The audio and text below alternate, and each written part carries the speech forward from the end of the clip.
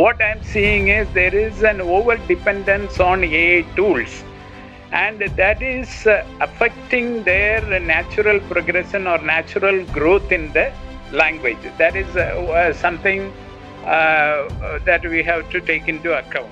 Talking about the translation of literature, in high quality literature and children's literature, AI is a no at this point in time.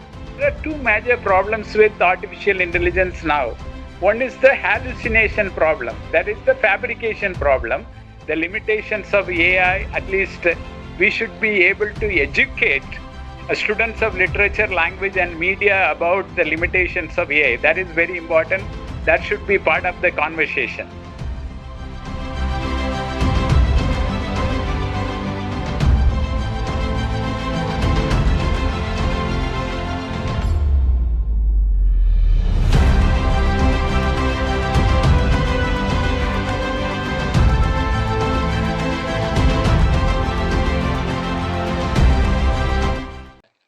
Particularly, the topic today is very relevant because it is talking about the language in the age of artificial intelligence.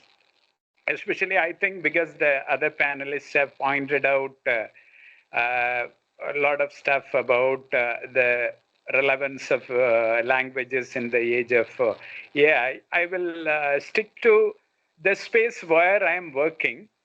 Particularly, there is this idea that because artificial intelligence can solve the problems of writing, coding, and research, a lot of people are depending on uh, artificial intelligence for they look at artificial intelligence as a problem solver. That is a very big challenge. That is a big challenge because I am also teaching languages, particularly English and Tamil, to young students who are in the age group 20 to 25. I'm teaching them language and journalism. What I'm seeing is there is an over dependence on AI tools, and that is affecting their natural progression or natural growth in the language. That is something that we have to take into account. That is number one. Number two, talking about the translation of literature, in high quality literature and children's literature, AI is a no at this point in time. I'm talking about professional spaces like Bloomsbury, Hachette, Penguin Random House, all these publishing companies, and including the uh, government-run Tamil Nadu Textbook and Educational Services Corporation, where I am part. I am a consultant to run the Chennai International Book Fair. We say a very emphatic no to use of AI in translation of high quality literature and children's literature. I will tell you the reason. The reason high quality literature is still incomprehensible for the artificial intelligence tools because the complexity involved, the nuances involved with human thinking process in producing high quality literature are still not yet comprehensible by the artificial intelligence tools. You may have come across author Meena Kandaswamy's tweeting and later a story she has written for Scroll. She has said that an AI tool has, because of the hallucination problem of the AI tool, it attributed something she has not written to her. This is there are two major problems with artificial intelligence now. One is the hallucination problem, that is the fabrication problem that artificial intelligence attributes. When I am asking Grok is trained on a lot of regional Indian regional languages data set, which is coming from the company of Elon Musk. So what happens is when you ask for Sangam poetry to Grok, it fabricates some lines and says it is Sangam poetry. Exactly like what happened to author Meena Kandaswamy when she is asking an AI tool to get the best quote from some of her books. It fabricates something and it attributes it to Meena Kansami. Similarly, this is a recurring problem which is pointed out by a lot of literary personalities. So we have to be super careful about the use of AI when it comes to high quality literature. That's the number one, because it is, as other panelists have pointed out, the limitations of AI, at least we should be able to educate students of literature, language, and media about the limitations of AI. That is very important. That should be part of the conversation. And when I asked a set of 100 students in one of the premier institutions, that is Loyola College in Chennai,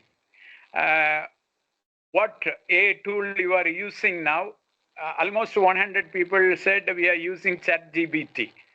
And then I said, you uninstall ChatGPT now for the purpose of this class, this particular session, and install Perplexity AI tool and see how the results are changing.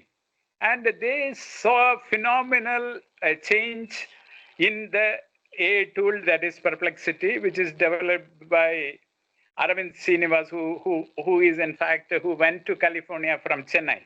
And it has, they have embedded some kind of reasoning better than ChatGPT into also this questioning thing into their AI tool. But that does not mean it can help you with the translation of literature from regional languages. It is still limited by its scope of activity. That is one part. Another part with the artificial intelligence tool is what is called as catastrophic forgetfulness, because we have professors from IITs and other premier institutions here in this panel. We know that this is a huge problem with artificial intelligence tools, which is not yet solved. And now we have what is catastrophic forgetfulness, for those who may not have heard about that particular term. One of the biggest challenges faced by artificial intelligence, particularly machines, that catastrophic forgetfulness is something that you are telling the machine something. One question you are asking the machine, and you are tutoring the machine. Even after tutoring, there is this in the next question, when it answers the next question, it forgets what you have tutored. So in the deep learning process or in the machine learning process, whatever the machine learns, like humans have forgetfulness, if you have not revised something very recently, then you tend to forget it. But the machine has something phenomenal, forgetfulness. That is what they call it, catastrophic forgetfulness. I will give an example. And in one of the translations that I have given as an exercise using an AI tool, that is Grok tool of Elon Musk, that the child is, the 5-year-old child is born. That is the translation it has given. No child is born at 5 years. So that is the level of catastrophic forgetfulness. Even the very act of birth, human birth, the machine cannot keep in mind or keep in its learning process sometimes. So that is, I'm giving an example, just one example. I can go on with examples from Kurundohe poem. When you wanted to get a particular Kurundohe poem from Sangam literature in Tamil, you are not getting that poem exactly. So I can keep adding. And when you tell the machine, when you tutor the machine, you tell the machine that, look, no, this is, you got this poem wrong. This is the original poem. Next day you ask the same question. The next day the machine does not remember. The machine does not remember that you have already tutored it. And it requires a lot of data to get tutored. And with a few little bit of data, or with a few sets of data, or a small data set, it cannot understand what you are talking about. That's a huge challenge. So in the space of high quality literature, and also in the space of children's literature, because you have to use child appropriate language. The machine is not necessarily, despite custom instructions, the machine is not really tutored enough. And in fact, in high quality literature also, one of the IAS officers with the government of Tamil Nadu, he said, why don't we, from Tamil to English translations, the machine is doing a better job. Why don't we try the machine with some of those exercises, particularly with the language professionals. Then they can, after machine translation, we can go for post-editing. And we did that task as well. There are, in certain situations, it is quite useful. I will not say it is completely useless, but in certain situations, certain contexts. For example, we are also engaged in translation of engineering books and law books. In those situations, the machine translation, after machine translation, if you go for post-editing, human intervention process, then you are able to save a lot of time. One major challenge I have to bring here, I think Professor Dilip Sekar talked about, out of the 7,000 languages, only 50 to 100 languages are available on all these artificial intelligence tools. That is an important point. What they call as high resource languages and low resource languages. And predominantly there is American AI systems and the Chinese AI systems. They are now almost like 50-50.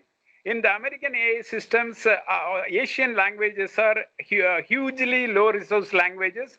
They only use open source data sets from the Asian languages. So you have to be aware of the fact that if you take Malayalam or Tamil or Hindi or Telugu or Kannada or Bengali, they are low resource languages as far as American AI systems, most of the American AI systems are concerned.